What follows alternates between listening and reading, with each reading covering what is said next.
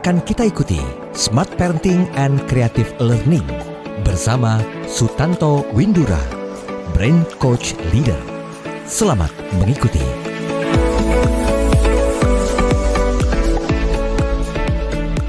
Selamat malam Smart Listeners, kembali saya William Darmawan menjumpai Anda dalam Smart Parenting and Creative Learning.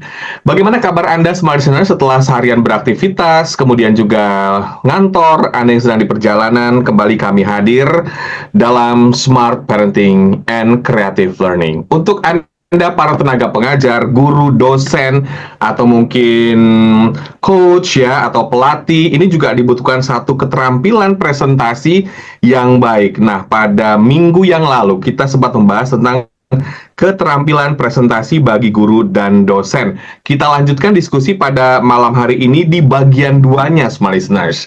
Untuk Anda semua, kami ajak Anda untuk bergabung di YouTube channel Smart FM karena pada malam hari ini kita juga sedang live streaming di sana. Topik kita sekali lagi adalah keterampilan presentasi bagi guru dan dosen bagian kedua bersama dengan Mr. Brain, Bapak Sutanto Windura. Selamat malam, Pak Tanto. Selamat malam, Mas William. Selamat malam, Smart Listener yang jenius dan kreatif, khususnya Anda, para guru, dosen, atau siapapun Anda yang mengharuskan Anda untuk mengajar, untuk melakukan presentasi. Ya, barangkali talk show ini membawa manfaat yang besar bagi Anda ke depan. Ya. Baik, bagaimana kabarnya Pak Tanto? Baik, sehat selalu. Terima kasih telah bergabung bersama kami di malam hari ini. Nah, membahas soal keterampilan presentasi bagi guru dan dosen. Kita bisa review sedikit bagaimana melatih keterampilan tersebut yang sempat kita bahas pada minggu yang lalu, Pak. Oke, baik. Smart Listener yang jenius dan kreatif, kita melanjutkan dari talk show minggu lalu. Ya, walaupun ini judulnya keterampilan presentasi bagi guru dan dosen, tapi tidak hanya terbatas pada guru dan dosen. Ya, siapapun yang presentasi, termasuk Anda presenter, termasuk Anda penyuluh, guru bimbel, politikus. Ya, saya tidak berniat untuk ngajarin Anda cara presentasi, tapi tentu kekasan saya adalah bagaimana memasukkan manajemen otak dalam hal presentasi yang mungkin setahu saya dalam beberapa hal training, seminar tentang public speaking, kemampuan presentasi, speak with confidence, dan lain sebagainya, ada yang tidak terakomodasikan bagaimana cara kerja alami otak Anda, khususnya otak audiens Anda. Sebab, seperti yang saya sampaikan minggu lalu, bahwa contohnya dalam konteks mengajar guru dan dosen, yang penting guru dan dosen itu bukan sanggup mengajar, tapi sanggup membuat siswa-siswi, mahasiswa-mahasiswinya belajar saat dia mengajar.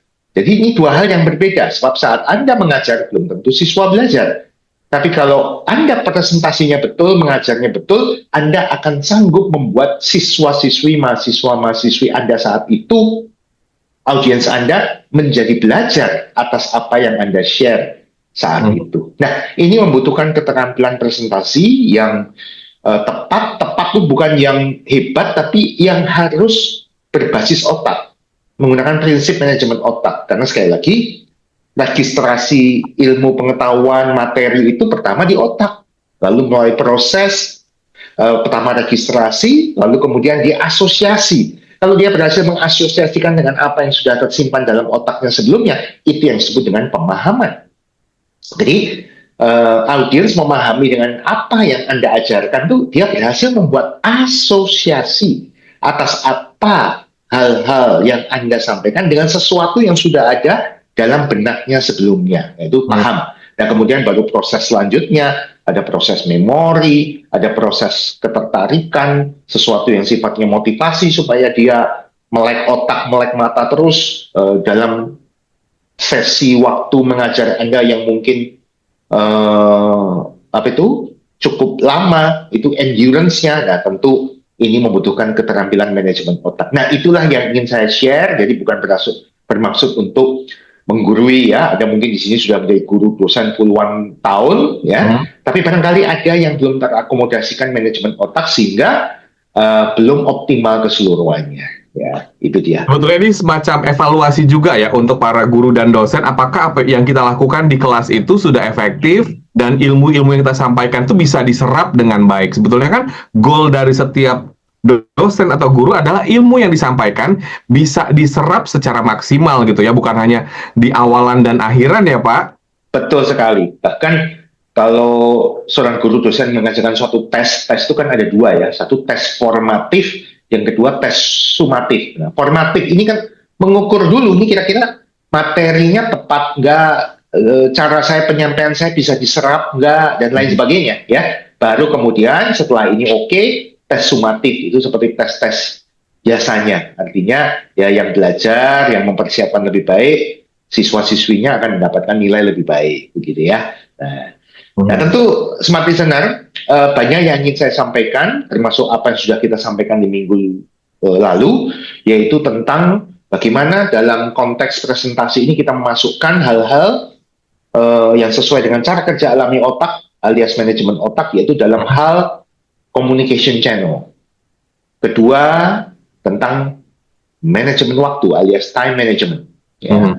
Di situ ada break management juga, saya masukkan di time management. Kemudian bagaimana Anda mempersiapkan materi mengajar alias teaching material. Ini yang ketiga ya. Lalu kemudian bagaimana presentasi itu sendiri, delivery-nya bagaimana ya. Kemudian yang kelima adalah bagaimana untuk mengukur apakah audiens Anda memahami, atau untuk bagaimana membuat audiens Anda mendapatkan lebih banyak daripada sekedar apa yang Anda sampaikan, yaitu dengan memancing melalui pertanyaan-pertanyaan, yaitu asking intelligent question. Nah, ini akan saya bahas hari ini, sebagian sudah minggu lalu. Nah, demikian kira-kira. Nah, Oke, salah satunya dengan asking intelligent question yang akan kita bahas pada hari ini. Betul, ya. Nah, tentu saya ingin mengulang, mereview sedikit tadi kan previewnya ya. Nah, sekarang saya ingin mereview sedikit apa yang sudah kita sampaikan minggu lalu. Barangkali ada smart listener yang belum tune in supaya tidak ketinggalan ya. Saya izin untuk review dulu ya, Mas William ya. Oke. Nah, pertama adalah tentu presentasi yang baik Anda harus tahu audiens Anda. Know your audiences. Know your audience ya. Nah, know your audience ini paling penting tentu kalau dalam konteks mengajar guru dan dosen, tentu rata-rata contohnya kalau guru aja ya, SD, SMP, SMA, tentu audiens Anda siswa-siswi sudah homogen, kurang lebih usianya homogen ya. Kalau kelas 7 ya kelas 7 semua, kelas 10 semua. Kalau mahasiswa ya demikian, yang mau mengambil subjeknya yang kurang lebih punya interest atau memang kewajiban dia untuk mengambil subjek itu sudah homogen. Tetapi masalahnya otak setiap orang adalah unik. Ya. Begitu juga audiens Anda. One in infinity, one for eternity. Nah, kita perlu mengukur communication channel-nya, terutama untuk para guru. Saat Anda masuk ke kelas tertentu, apakah Anda ini guru bahasa Inggris, guru matematika, suatu ketika Anda mengajar ke kelas 6B, SD, SMP 8A, kemudian ngajar juga SMA kelas 11B, ya, 6B, 8A, 11B tadi, tentu siswanya itu saja, betul ya? Ya.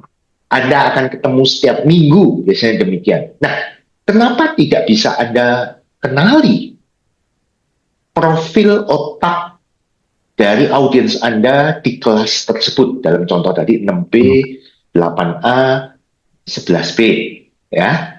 Cek communication channel-nya. Artinya apa communication channel? Bagaimana channel otak mereka, audiens Anda, mayoritas dari populasi kelas itu menyerap paling baik. Nah, ada namanya visual learner, ya paling sering ya, sebenarnya ini panca indera, sebenarnya ada 5 ya, visual, auditorial, kinesthetical atau physical, gitu ya, alias indera, ini indera penglihatan, indera pendengaran, ini indera fisik perabaan, lalu ada lagi indera penciuman dan indera pengecapan. Tetapi yang paling sering dipakai yang 3 awal, visual learner, ya penglihatan, auditory learner, auditorial, dan kinesthetical atau physical learner. Yuk cari dulu populasinya dominan yang mana. Nah, kalau misalkan dalam kelas yang Anda ajar, misalkan kelas 6B, Anda sudah mengadakan suatu kuesioner dulu diisi baik dengan bantuan orang tua maupun langsung, khususnya untuk anak kelas SMP ke atas sudah bisa mengisi sendiri. Ternyata populasi mayoritasnya adalah visual, dan Anda harus banyak memberikan ilustrasi. Baik itu melalui ilustrasi nyata yang bisa dilihat dengan mata audiens Anda, yaitu di whiteboard, melalui proyektor, atau melalui mata otaknya. Anda lebih sering mengatakan, coba bayangkan, coba lihat ya, seandainya negara kita itu membayangkan, nanti namanya mata otak.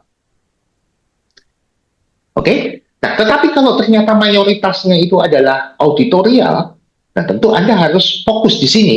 Anda harus banyak menjelaskan, menerangkan, mengajak diskusi antara siswa dengan siswa sebelahnya, antara mahasiswa dengan mahasiswa kiri kanannya. Ya, coba Anda diskusikan dengan teman kiri kanan Anda, ya, apakah Anda, apa yang bisa Anda, apa pendapat Anda tentang pernyataan saya ini? Nah, misalkan seorang dosen mengatakan demikian, tentu akan banyak proses percakapan auditori, begitu ya? Itu namanya auditori. Tapi kalau kinestetikal yang dominan, tentu banyak prakteknya, banyak geraknya, banyak memegang alat peraga, banyak mencontohkan dengan menyobek kertas dan lain sebagainya sebagai untuk lebih memperkuat materi presentasi Anda. Oke, know your audience. Ya, know your audience. Ya. Anda sebagai tenaga pengajar, guru, dosen, atau mungkin yang berprofesi, mungkin banyak presentasi, ya, public speaking, ini Anda perlu mengetahui atau know your audience itu seperti apa mayoritasnya. Ya, kalau mungkin seorang presenter dalam seminar atau training, kalau training mungkin kelasnya kecil, kalau seminar biasanya banyak, tentu tidak bisa ya, kita tahu mayoritasnya, kecuali mereka dikasih waktu untuk mengisi terlebih dahulu. Ya, itu aja. Oke, baik. Untuk Anda semua, silakan Anda boleh ke YouTube channel Smart FM, karena pada malam hari ini kita juga sedang live streaming di sana. Tetaplah bersama kami dalam Smart Parenting and Creative Learning. Tetaplah bersama kami dalam Smart Parenting and Creative Learning.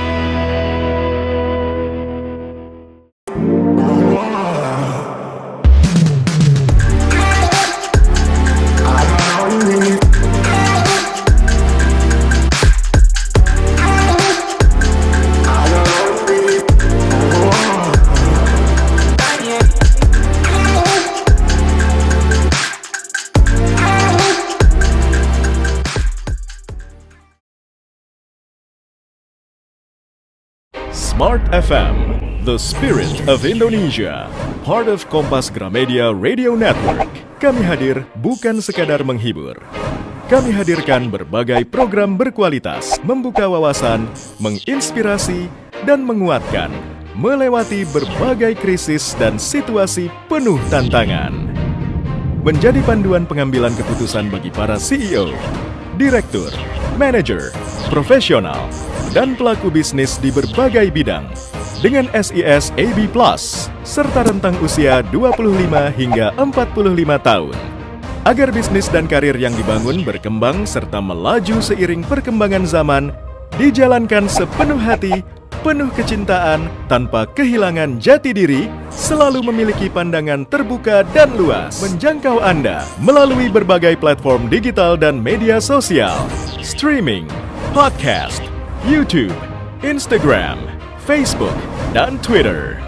Meningkatkan peluang produk dan jasa Anda semakin dikenal, dipercaya, dan dipilih konsumen cerdas. Dengan dukungan tim activation kami yang kreatif dan profesional, jaringan yang luas, serta kolaborasi dengan unit Kompas Group of Media lainnya, kami merupakan mitra yang tepat untuk membangun brand awareness produk Anda. Smart FM mendukung pertumbuhan serta kemajuan karir dan bisnis Anda. Smart FM, the spirit of Indonesia.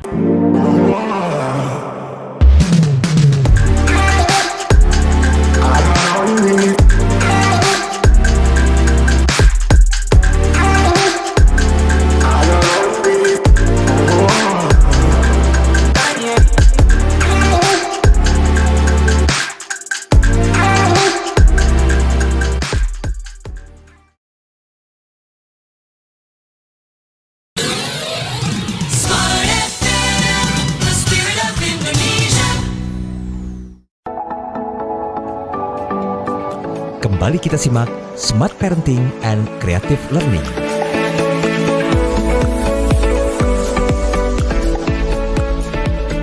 Terima kasih Anda masih bersama kami dalam Smart Parenting and Creative Learning. Bagaimana mengasah keterampilan presentasi bagi guru dan dosen. Topik yang kita angkat pada malam hari ini. Kita masih review apa yang dibahas pada minggu lalu.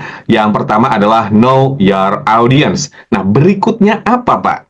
Oke, baik. Saya mau lanjut dikit yang tadi. Kalau di sini mungkin smart listener, ada yang juga sebagai presenter, membawakan di seminar dan sebagainya, di mana audiens baru ketemu saat itu. Nah, tentu akan sulit mengadakan untuk tahu audiensnya, audience profile, terutama learning style-nya seperti apa. Tapi mungkin ada sedikit pendekatannya. Kalau Anda membawakan tema yang topiknya keuangan, nah, saya mau tanya nih, orang keuangan ini kebanyakan apa? Tipe learning style-nya apa? Auditorial, Pak. Oh, masa sih ya? Nggak tahu juga. Ya, orang keuangan, accounting biasa lihat laporan keuangan, nota, faktur, ya. Laporan keuangan, neraca, laba rugi biasanya visual. Nah, tentu Anda bisa pakai pendekatan seperti itu. Tapi kalau audiensnya ini adalah tentang bagaimana menjadi presenter yang baik, penyiar radio yang baik, MC, Master of Ceremony yang baik. Nah, itu justru auditorial karena modalnya ngomong. Ya, nah, jadi bisa pakai pendekatan itu saja, itu juga ya. Sekali lagi, walaupun hari ini judulnya adalah keterampilan presentasi buat guru dan dosen, karena kita ini smart creative learning, tapi bisa diperluas siapapun yang memang sering melakukan suatu presentasi, pidato, mengajar, baik itu in-house corporate trainer, penyuluh lapangan, politikus, pejabat. Ini manajemen otak ini penting, ya, bisa masuk semuanya. Berikutnya, Pak Tanto. Berikutnya review tentang time management. Ini juga penting, saya ingin review, ya. Time management, sekali lagi, saat Anda melakukan pengajaran, sesi pengajaran, entah itu mengajar di kelas, sekolah SD, SMP, SMA, ataupun kuliah, sesinya 40 atau 45 menit, ingat bahwa tiap menit penyerapan audiens Anda tidak sama. Ya, contoh, biar gampang ngitungnya, sesi Anda 50 menit. Itu tiap menit bukan audiens nyerap materi yang Anda sampaikan 2%. Alias 1/50 kali 100%, 2%. Menit kedua 2%, menit ketiga 2%, sehingga 50 menit 100%. Tidak. Ternyata ada satu fenomena memori penyerapan yang kita sebut dengan recall during learning, yang merupakan hasil penelitian dari Hermann Ebbinghaus, peneliti memori dari Jerman, bahwa tidak sama dari menit ke menit. Tapi ternyata terjadi satu fenomena yang diserap di awal-awal dan di akhir-akhir itu paling kuat, paling kenceng, paling banyak. Yang awal-awal ini namanya primacy effect alias efek awalan, yang terakhir adalah efek akhiran alias recency effect. Jadi, kalau sesi Anda 40 menit presentasi mengajar, ternyata 10 menit pertama dan 5 menit terakhir itu kuat sekali, banyak sekali penyerapannya. Mungkin 10 menit pertama ini bisa menyerap 35% alias 40%. Wow. Lalu 5 menit terakhir 20%. Nah, lalu sisanya 10-5 menit, berarti sisanya masih ada 25 menit, itu cuman kebagian 40% saja. Yang tengah-tengah waktunya itu nyerapnya payah. Ya, oleh sebab itu, dengan Anda tahu fenomena seperti ini dan selalu terjadi, Anda mesti tahu apa yang harus Anda sampaikan di awal-awal, di mana saat itu audiens Anda, siswa-siswi, mahasiswa-mahasiswi, audiens Anda menyerapnya paling banyak, paling fokus, paling optimal. Begitu juga dengan akhir-akhir. Anda harus menyampaikan yang bagaimana? Tentu yang penting-penting dan sebagainya. Oleh sebab itu, saat Anda menyampaikan presentasi bukan sekedar kronologis alias urut, di mana Anda justru nanti yang penting taruhnya di tengah-tengah. Wah, jangan. Karena tengah-tengah ini nyerapnya audiens Anda paling payah. Kecuali topik Anda sangat menarik. Sangat-sangat menarik sehingga tidak ada yang Bahkan orang nahan kencing untuk keluar ruangan, nggak ada yang menguap ngantuk, matanya tertuju 100%, eye contact-nya. Nah, tentu itu hampir tiap menit sama semua.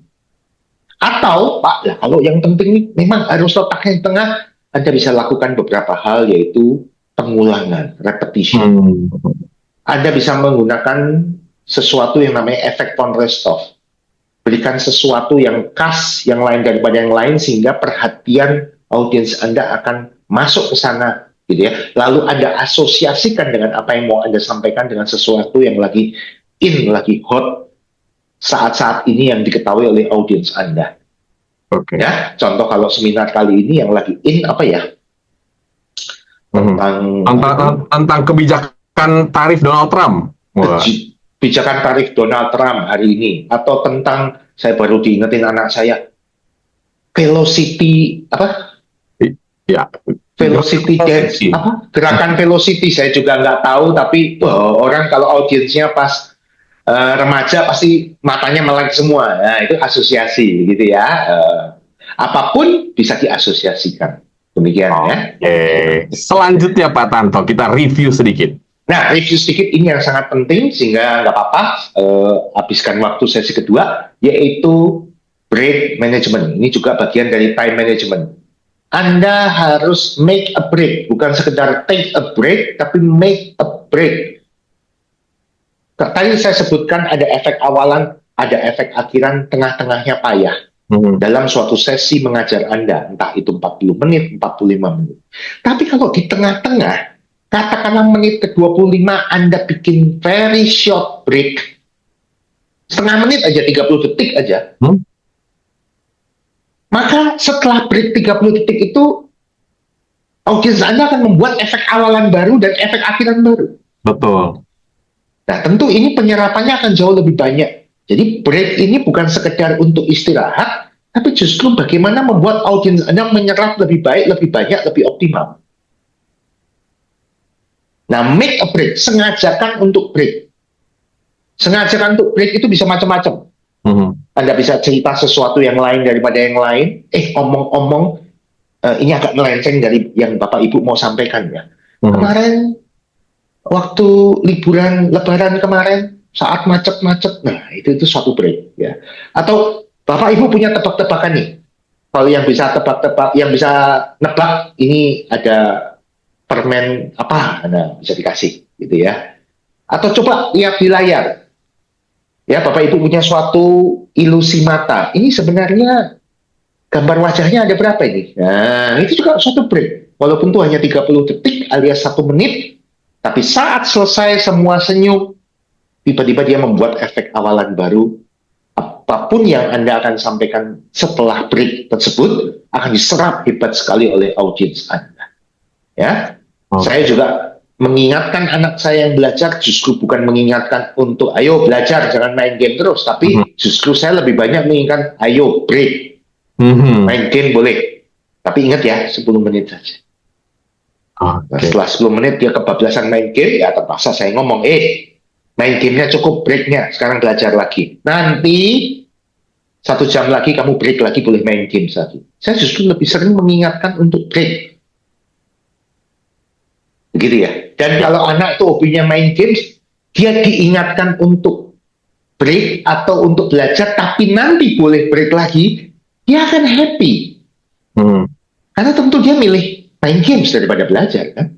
Tapi kalau sekarang belajar dulu ya, nanti jam segini saat jarum jam menunjukkan ini kamu boleh break lagi, main games lagi, dia happy. Gitu.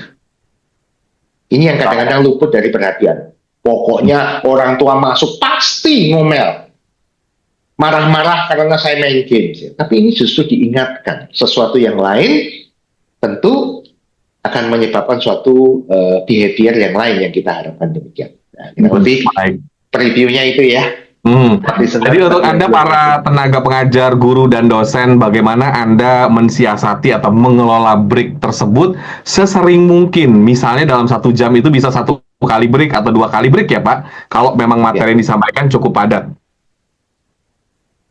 Ya betul. Semakin lama break, tidak ada batas waktu, tetapi kalau memang sesinya hanya 40-45 menit, 1 kali break.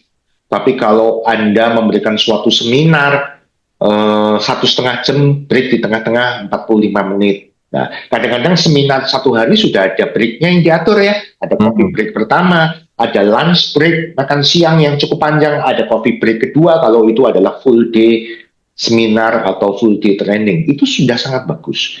Rapat pun demikian, ada breaknya. Presentasi bisnis pun ada breaknya. Semua break wajib dan harus diadakan. Ya. Break wajib, Smart Listeners. Bukan hanya Anda sebagai guru atau dosen itu mengajarkan non-stop, nggak berhenti-berhenti, karena memang itu tidak bisa diserap dengan baik. Dengan break tadi, itu akan mendapatkan efek awalan yang sangat luar biasa, artinya ilmu bakal diserap lebih maksimal. Untuk Anda semua, silakan bergabung di YouTube channel Smart FM. Selain Anda juga bisa mendengarkan kami di 6 kota pada malam hari ini. Tetaplah bersama kami dalam Smart Parenting and Creative Learning. Tetaplah bersama kami dalam Smart Parenting and Creative Learning.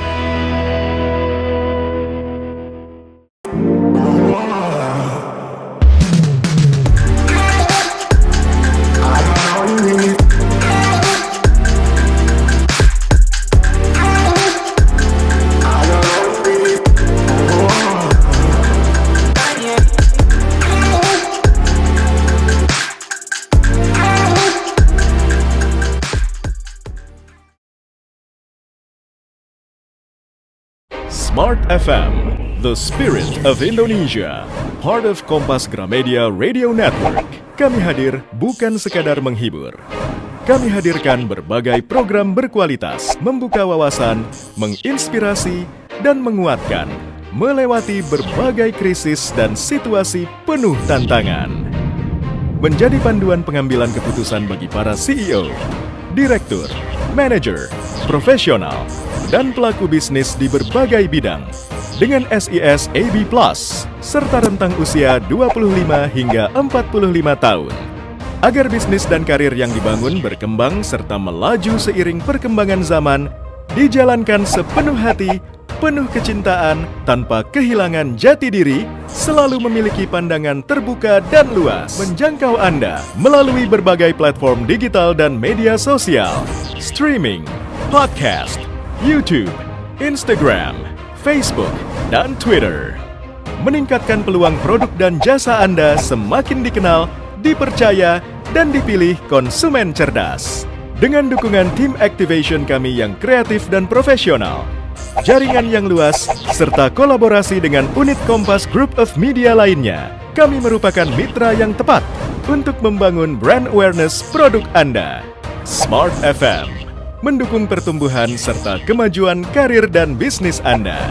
Smart FM, the spirit of Indonesia.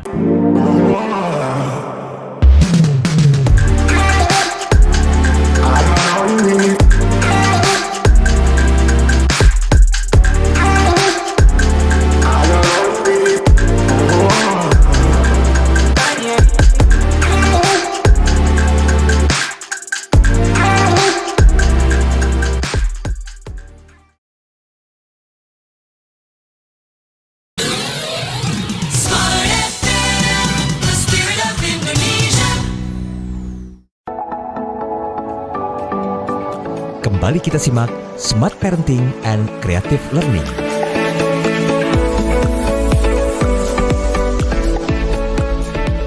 Terima kasih Anda masih bersama kami dalam Smart Parenting and Creative Learning. Topik kita adalah keterampilan presentasi bagi guru dan dosen bagian yang kedua. Kita akan memasuki tips yang baru. Bagaimana sih kita melatih keterampilan kita yang tujuannya sangat baik. Selain untuk diri kita sendiri, tapi juga ke audiens Anda, ke murid-murid Anda, ke mahasiswa Anda. Ini sangat baik, Smarters. Tips selanjutnya apa yang akan disampaikan oleh Pak Tanto? Oke, baik. Setelah mengenali audiens, lalu juga tahu time management, kapan harus break, tahu bahwa menit ke menit fenomenanya seperti apa, audiens menyerap, saatnya adalah bagaimana dari sisi presentasi Anda, delivery Anda, ya. Nah, saya ingin mengutip apa yang menjadi research dari Albert Mehrabian dalam bukunya The Silent Messages, ya, bahwa apapun yang Anda presentasikan itu, terutama yang berhubungan dengan verbal, itu ternyata bukan cuma verbal alias kata-kata yang Anda sampaikan. Pemilihan bahasa kata-kata yang keluar dari mulut Anda. Tetapi ada 3 hal, 3 V. V pertama, Victoria, V pertama adalah verbal, pemilihan kata-kata. Kedua adalah cara mengucapkan alias vokal. Yang ketiga adalah bagaimana gestur Anda, mimik muka Anda, eye contact Anda, itu yang kita sebut dengan visual. Jadi verbal, vocal, visual. Ada 3. Dan itu Anda lakukan semua saat Anda presentasi di depan kelas di mana audiens Anda melihat Anda semuanya. Nah, ternyata menurut penelitian, mana yang paling kuat, paling dominan pesannya? Apakah verbal, pemilihan kata-kata, apakah vokal, cara mengucapkan, atau visual, bagaimana cara Anda menyampaikan? Ternyata pemilihan kata-kata verbal itu hanya kontribusinya 7% saja. Wow, 7% saja. 7% saja. Tapi cara Anda mengucapkan vokalnya itu 38%. Jadi milih kata nggak tepat-tepat dikit nggak apa-apa. Tetapi kalau Anda cara ngomongnya, gitu ya, tambah 38%. Nah, tetapi yang kontribusi paling besar ternyata visual, 55%. Wow, 7%, tambah 38%, tambah 55%, 100%. Visualnya, body language-nya, gerakan tangannya, eye contact Anda, kedekatan Anda dengan audiens Anda, itu semua masuk body language alias visual. Kalau vokal tadi namanya paralanguage, cara mengucapkan. Nah, oleh sebab itu, smart listener, tanpa mengurangi rasa hormat saya, khususnya Anda, guru, para dosen, ya kalau yang ngajarnya hanya mengandalkan kata-kata lalu dia duduk manis, Anda hanya modalnya verbal sama vokal. Tapi kalau Anda cara mengucapkannya hanya datar saja, Anda modalnya hanya verbal. 7% saja yang diserap. Nah, yuk kita bahas satu-satu ya. Nah, verbal jelas pemilihan kata-kata nggak usah dibahas lagi, tapi itu cuma 7%. Tetapi vokal, cara mengucapkan, ini penting. Bagaimana cara mengucapkan? Nah, ini ada tipsnya. Tipsnya ini kita ambil dari pendekatan personal learning style tadi, visual, auditorial, kinesthetic. Ya. Nah, ini tidak lihat lagi tipe audiensnya, tetapi kalau Anda ini ingin menyampaikan sesuatu yang Anda ingin membuat audiens Anda membayangkan sesuatu, mempicture sesuatu, mengimajinasikan sesuatu, Anda harus ngomongnya seperti orang visual, yaitu cepat, kalau bisa nada belakangnya dinaikkan sedikit. Contohnya gimana, Pak? Contohnya, misalkan, ini apa ya? Anak-anak semuanya, ya. Coba kalian bayangkan, ya. Kalau Indonesia ini, ya, semua bahan tambangnya itu tidak diekspor mentah, tapi bisa diolah di Indonesia. Seperti apa kayanya Indonesia ini? Nah, ini ngomongnya cepat dan nada belakangnya dinaikkan. Itu akan merangsang audiens Anda akan cepat membuat gambar di dalam otak. Tapi kalau saya ngomongnya, anak-anak, coba bayangkan kalau hasil tambang Indonesia ini tidak dijual mentah-mentah, tapi diolah dalam negeri dulu, bisa sekaya apa negara Indonesia? Kayaknya nggak enak, nggak pas. Ya. Itu bukan untuk itu. Kalau ingin membayangkan secara cepat, anak-anak coba bayangkan, ya, sawah bentuknya persegi panjang, di mana lebarnya itu 50 meter, panjangnya ini adalah 100 meter, nah ini harus ngomongnya cepat. Karena dia ingin visual. Itu yang pertama, tipsnya. Ya. Lalu bagaimana cara vokal yang kedua? Kalau seorang pengajar ini harus memaparkan sesuatu kalimat yang agak panjang, tolong gunakan seperti pendekatan orang auditorial, yaitu diritmikkan, diombakkan. Contohnya, ya anak-anak sekalian, jadi seperti yang Bapak tadi sampaikan mengenai hal-hal yang paling penting kalau kita ini ingin menjadi siswa yang baik, ya. Satu adalah kalian mesti belajar dengan tekun. Kedua, ada intonasinya, Pak, ya? Iya, dengan tekun. Nah, kedua, kalian harus bisa disiplin dalam belajar sehari-hari. Jadi agak berombak, ritmik, mainkan temponya, ada penekanan, kadang lambat, kadang dipercepat, kadang keras, kadang pelan, ritmik. Begitu. Nah, tetapi untuk menaikkan wibawa Anda sebagai seorang presenter, Anda harus gunakan pendekatan sebagai seorang kinestetikal, yaitu kata-katanya diperlambat dan kadang ditekan ke bawah. Misalnya, ya anak-anak, sekarang saatnya kalian mencatat baik-baik, dengarkan baik-baik. Nah, ditekan ke bawah itu yang nada yang lebih rendah, Pak. Ya, pelan ngomongnya, temponya, jangan cepat-cepat, lalu ditekan. Tujuannya apa? Supaya berwibawa, terutama dalam hal instruksi. Catat baik-baik dan dengarkan baik-baik. Karena ini penting dan bisa keluar di ujian. Jangan dengarkan baik-baik dan catat baik-baik, karena ini mungkin akan keluar di ujian. Kurang wibawa. Oke. Ya, kalau saya bilang ke Mas William, tolong tanda tangani. Kayaknya kurang.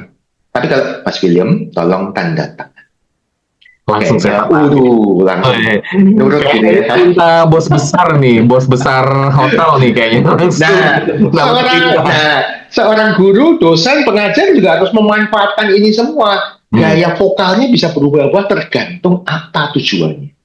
Mau mempicture cepat. Tapi kalau panjang kalimatnya ingin supaya audiens Anda melek telinganya, ombakkan. Tapi mau berwibawa, pelan, kasih penekanan. Temponya diperlambat. Demikian. Oke, pelan, temponya diperlambat dengan nada yang lebih rendah. Tips yang sangat bermanfaat untuk Anda semua, Smart Listeners. Anda masih bisa juga ke YouTube channel Smart FM karena kita masih ada satu sesi lagi. Tetaplah bersama kami dalam Smart Parenting and Creative Learning.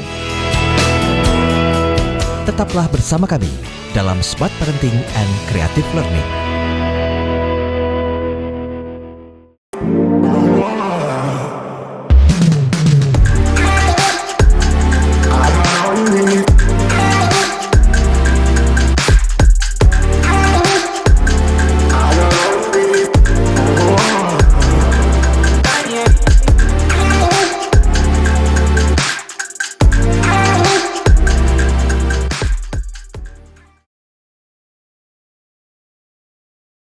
Smart FM, the spirit of Indonesia, part of Kompas Gramedia Radio Network. Kami hadir bukan sekadar menghibur. Kami hadirkan berbagai program berkualitas, membuka wawasan, menginspirasi, dan menguatkan, melewati berbagai krisis dan situasi penuh tantangan. Menjadi panduan pengambilan keputusan bagi para CEO, direktur, manajer, profesional, dan pelaku bisnis di berbagai bidang dengan SIS AB+, serta rentang usia 25 hingga 45 tahun. Agar bisnis dan karir yang dibangun berkembang serta melaju seiring perkembangan zaman, dijalankan sepenuh hati, penuh kecintaan, tanpa kehilangan jati diri, selalu memiliki pandangan terbuka dan luas, menjangkau Anda melalui berbagai platform digital dan media sosial, streaming, podcast, YouTube, Instagram, Facebook, dan Twitter. Meningkatkan peluang produk dan jasa Anda semakin dikenal, dipercaya, dan dipilih konsumen cerdas. Dengan dukungan tim activation kami yang kreatif dan profesional, jaringan yang luas, serta kolaborasi dengan unit Kompas Group of Media lainnya, kami merupakan mitra yang tepat untuk membangun brand awareness produk Anda. Smart FM mendukung pertumbuhan serta kemajuan karir dan bisnis Anda. Smart FM, the spirit of Indonesia.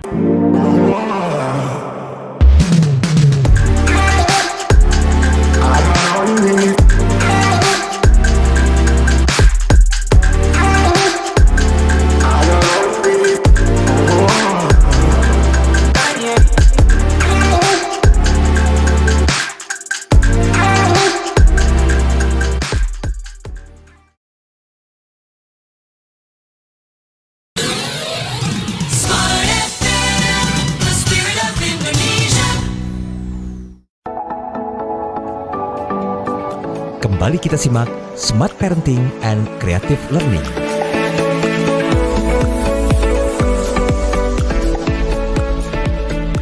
Tidak terasa sudah masuk sesi terakhir di malam hari ini bersama dengan Bapak Sutanto Windura, Mr. Brain yang hadir dalam Smart Parenting and Creative Learning. Anda yang ingin mengetahui bagaimana keterampilan presentasi bagi para guru dan dosen, ini tips yang sangat penting. Kita masuk ke tips selanjutnya. Nah, bagaimana dengan body language, Pak Tanto? Iya, nah tadi sudah verbal, sudah vokal, verbal hanya 7%, vokal 38%.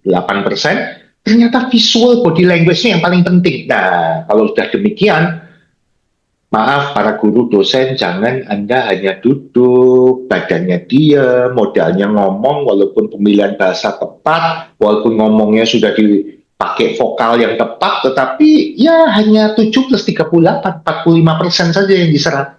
Nah, Anda manfaatkan body language alias visualnya. Apa? Pertama, eye contact. Guru, dosen, Anda harus, penelitian mengatakan kalau Anda eye contact dengan audiens Anda kurang dari 65%, mereka akan distracted. Ya kalau di kelas memang nggak boleh bawa HP, harus ngeliat chat, apa ya. Kalau di seminar bisa. Anda harus menatap, bukan melotot ya, tapi membagikan eye contact Anda hampir ke seluruh audiens. Kalau audiens Anda ratusan, ya Anda harus dari kiri ke kanan, bergantian, kiri ke kanan, Nyapa. depan, belakang, seolah Anda melihat semua, seolah-olah Anda mampu melihat mata setiap audiens satu-satu. Begitu juga dengan mata siswa-siswi Anda. Tapi bukan melotot ya, bukan melototin, tapi agak ke kiri, ke kanan, depan, belakang, semua kebagian eye contact. Penting. Gitu ya, itu yang pertama. Nah, kedua, jangan diem, jangan duduk. Terpaksa Anda harus bergerak. Kenapa?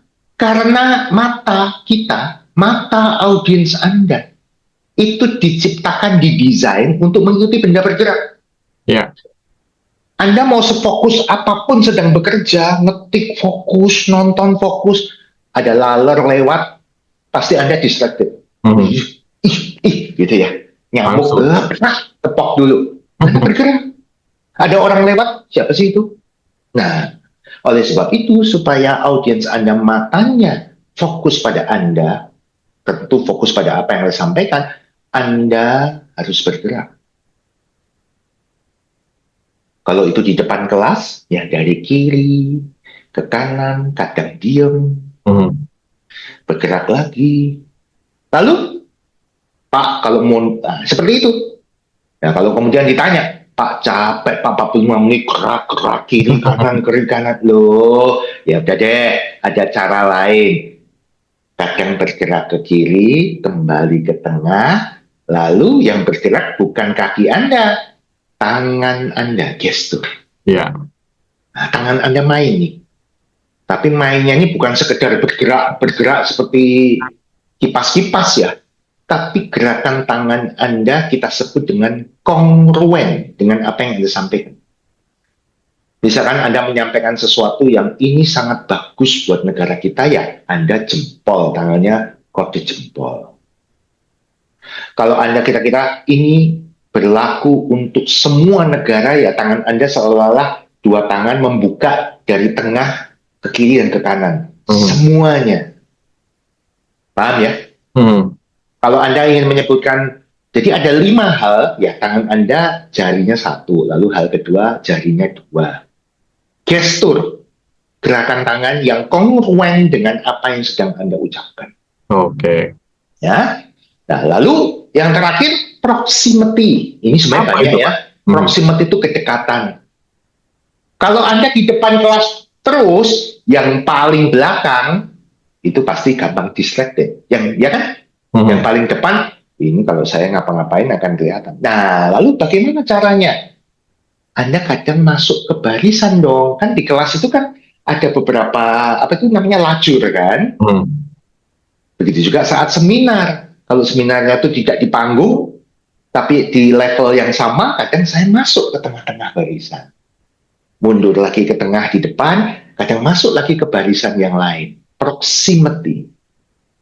Ya, sebenarnya ada aturan-aturannya, area individu, area sosial, area publik, area inting, dan lain sebagainya. Ya. Tapi intinya, jangan hanya diam.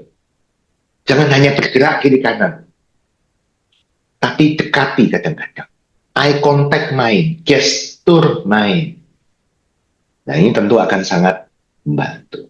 Oke, gestur, eye contact, Anda latih sebetulnya ya. Anda yang biasanya eye contact-nya hanya di bagian depan atau mungkin bagian tengah, Anda bisa membagi pandangan Anda supaya murid atau mungkin audiens itu juga merasa diperhatikan dan seperti ada komunikasi di sana.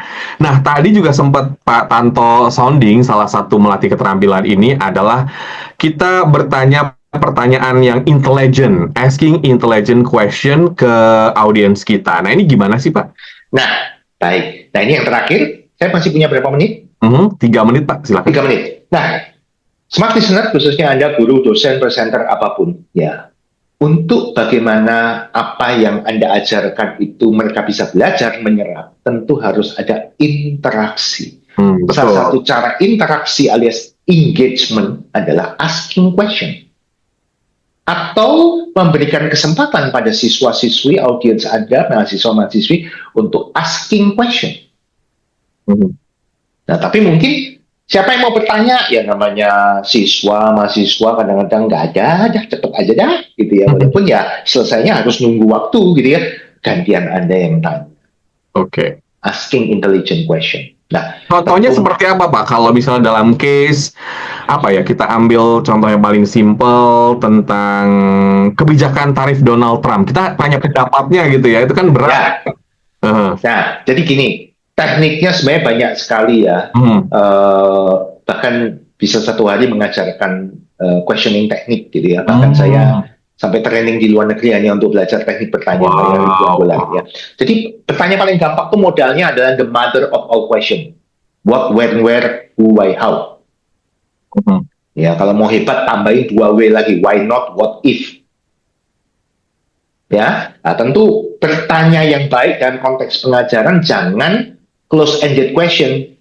Jadi anak semua Indonesia ini kaya kan negaranya, ya, jawabannya cuma ya atau tidak. Bahkan yang tadi itu pertanyaan rhetorical namanya. Kurang produktif, bukan jelek tapi kurang produktif. Tetapi open-ended question, Anda bisa mulai dengan what, where, when, who, why, how. Misalkan, nah, anak-anak semuanya,